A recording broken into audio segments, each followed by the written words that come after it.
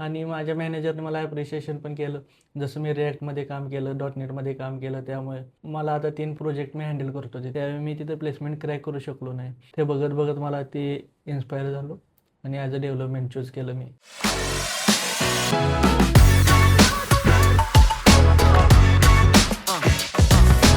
Hello guys, this is Reshma from Seven Mentor. We are back again with our new successful place student Prathamesh Jadhav. Let's have a word from him how the journey was. So we welcome Prathamesh. Hi Prathamesh. Hello, How are ma'am. you? I am fine, ma'am. All good. So please introduce yourself to our team. I am Prathamesh Jadhav. I am from Kolhapur. I got placed as a full stack developer with the help of the Seven Mentor. Great. So Prathamesh, basically तू कुठून आलायस? तुझी journey थोडी सांगू शकतोस आम्हाला? मी as a कोल्हापूरमधून आलो पुण्याला. 10वी 11वी म्हणजे 11वी 12वी माझी इथेच झाली फर्ग्युसन कॉलेजला. आणि शेगर कॉलेजला माझं इंजिनिअरिंग झालं आणि मग तिथून मी प्लेस झालो ॲज अ .NET डेव्हलपर. मग तिथून पुढे मी 1.5 वर्ष जॉब केला तिथे. त्यानंतर मला समजलं की अपग्रेडेशनची जरूरत आहे. त्यामुळे मी सेवन मेंटरला आलो आणि तिथं React.js चा कोर्स लावला आणि तिथून प्लेसमेंट भेटलं मला. ओके. तू जेव्हा काम करत होतास 1.5 वर्ष, त्यावेळेस तुला काय स्ट्रगल फेस करावा लागला? म्हणजे ज्यावेळी मी कंपनीला जॉईन केलं होतं त्यावेळी मला VB.NETवरती काम होतं. VB.NET ॲज वेल ॲज मेकॅनिकल स्टम्प जास्त होते तिथे. त्यामुळे आणि तिथे जास्त बॅकएंड किंवा मायक्रो सर्व्हिसेस याच्यामध्ये काम नव्हतं. ओके. त्यामुळे ओके. सो तुला असं का वाटलं की आपण रिॲक्टवरच अपग्रेड केलं पाहिजे? कारण की ॲज अ मला .NETचा पहिल्यापासून मी कोर्स केला होता. त्यामुळे मला ॲज अ फुल स्टॅक म्हणून जॉईन करायचं होतं.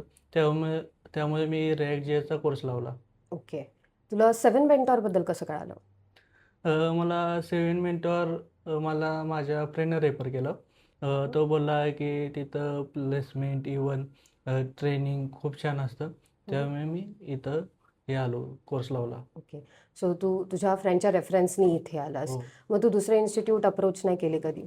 नाही केली कारण की फ्रेंड सजेस्ट झाला तो पण इथूनच सेवन मेंटरकडूनच प्लेस झाला होता. त्यामुळे मी इथं जॉईन केलं.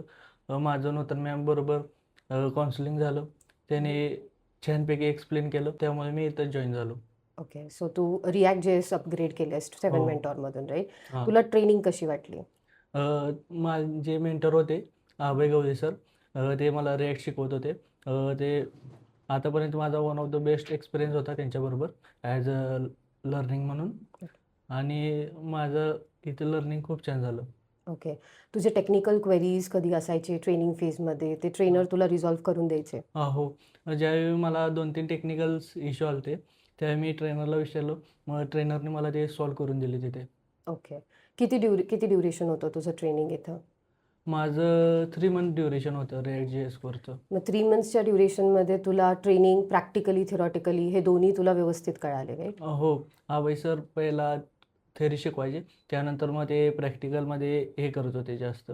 प्रॅक्टिकल नॉलेज सांगत होते. परत प्रोजेक्ट्स त्यांनी करून घेतले त्याने. ओके. सो प्रथमेश, आपण थोडं मागे जाऊया, परत तुझ्या क्वालिफिकेशनबद्दल आपण बोलूया.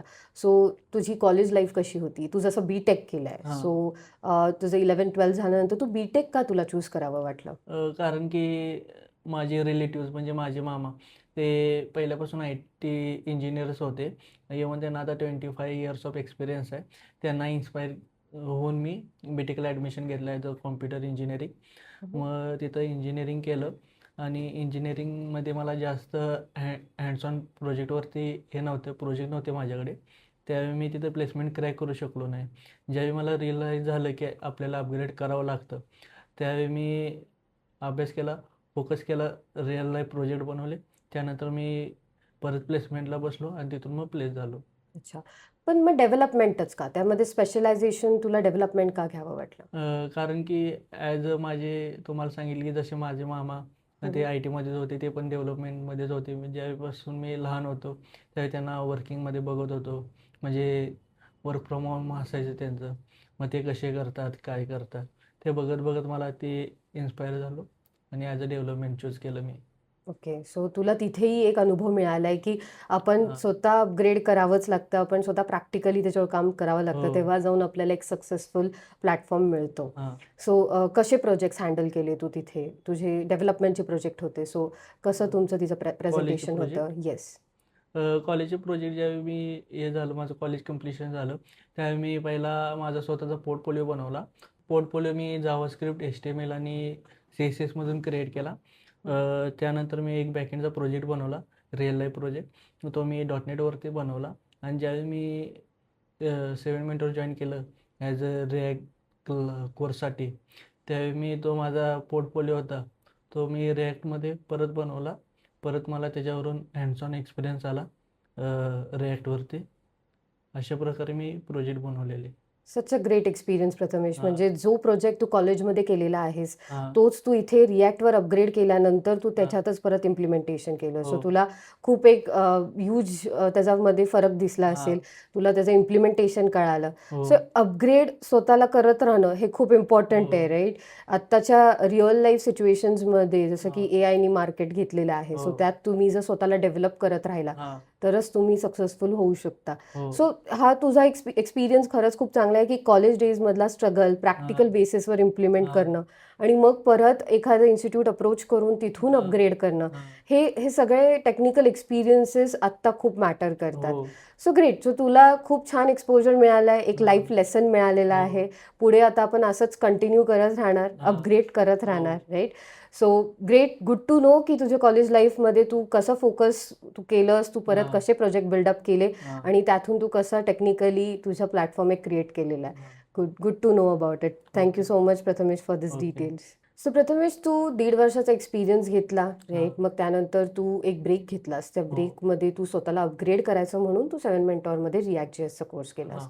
सो थोडं सांगू शकतोस आम्हाला, की हे 3 महिने कसे होते? तू कसं स्वतःला अपग्रेड केलंय? काय तुझे प्रिपरेशन्स होते? थोडी माहिती त्याबद्दल. ओके. ज्यावेळी मी पहिला जॉब लेफ्ट केला, त्यावेळी मी पहिला 7 मेंटॉरला जॉईन झालो कारण की मला रिॲक्टमध्ये अपग्रेड करायचं होतं. त्यानंतर मी एक नोट बनवले, ज्याच्यात मी इम्पॉर्टंट क्वेश्चन्स लिहिले आणि रोज सकाळी उठून मग ते पहिलं क्वेश्चन्स ते रोज वाचायचो कारण की वाचल्यानं आपल्याला लक्षात राहतं. मग त्याच्यानंतर अभय सर होते, ते 11 वाजता आमचा क्लास असायचा. तिथे अजून रिॲक्टवरती एक्सप्लोजर भेटत होतं. अशा प्रकारे मी हे केलं, ओके. फेस सो केलं. रोज तुझं रिव्हिजन असायचे हो. दरवेळेसचे आणि जसं अभय सर तुम्हाला एक कंटेंट त्यांचे क्लिअर करतील, तसं हां. तुझे रिव्हिजन्स डे टू डे तू अपग्रेड करत हो. जायचं, रिवाईज करत हां. जायचा. सो हे तुझ्यासाठी एक हेल्पिंग हँड होतं, हो. राईट? तू इथे बॅचलर म्हणून राहतो, मग कसं हँडल केलंस तू हे सगळं? बॅचलर राहत होतो. कारण की इथं क्लास झाल्यानंतर परत मी इथं एक लायब्ररी लावलेली. तिथं लायब्ररी जाऊन परत ते जे अभय सरांनी सांगितलेले असाइनमेंट दिले ते असाइनमेंट करत होतो. परत काही डाऊट असतील तर परत मग अभय सरांना विचारत होतो. अशा प्रकारे मी इथं केले ते. एंगेज राहायचं हां. म्हणजे तू. सो मग कधी तुला टाईम मिळायचा बाकीच्या गोष्टी करायला? सो हे अ, हे सगळं एक बॅचलरसाठी ह्या सगळ्या गोष्टी खूप इम्पॉर्टंट आहेत. हां. बॅलन्स करणं, मॅनेज हां. करणं. सो हा स्ट्रगल तुझा कसा होता? हा स्ट्रगल माझा थोडा हार्डच होता कारण की पहिला जॉब मी लेफ्ट केला होता. परत अपॉर्च्युनिटी नव्हती माझ्याकडे दुसरी. मग इथं 7 मिनिटला जॉईन झाल्यापासून मग अभय सरांनी खूप जास्त सपोर्ट केला. इव्हन नूतन मॅमनी सपोर्ट केला, निकिता मॅमनी सपोर्ट केला. सो एक मोटिवेशनही तुला हां. मिळत होतं सतत, हो. की 7 मेंटॉरमधून मी असं म्हणू शकते, की ट्रेनिंग सोबत तुला एक गायडन्स, सपोर्ट, एक सगळं तुम्हाला एक असा सपोर्ट होता, की तुम्ही सगळ्या गोष्टी सॉफ्टली तुम्ही हँडल करू हां. शकता. ग्रेट. खूप छान प्रथमेश. हे ॲज अ बॅचलर दुसऱ्या शहरात जाऊन राहणं, शिक्षण घेणं किंवा अपग्रेड करणं स्वतःला आणि एक जॉब सोडून परत थोडे दिवस गॅप घेऊन दुसऱ्या अपॉर्च्युनिटीसाठी थांबणं, हे एक वेगळा स्ट्रगल असतो. हो. जो फेस करत असतो त्यालाच कळतंय. सो खूप छान. म्हणजे तू ह्याच्यातनंही बाहेर पडून एक सक्सेसफुल आज जॉब प्लेसमेंट घेतलेली आहेस. त्यासाठी खूप शुभेच्छा तुझ्या. I congratulate again. Once again congratulations and thank you for coming away.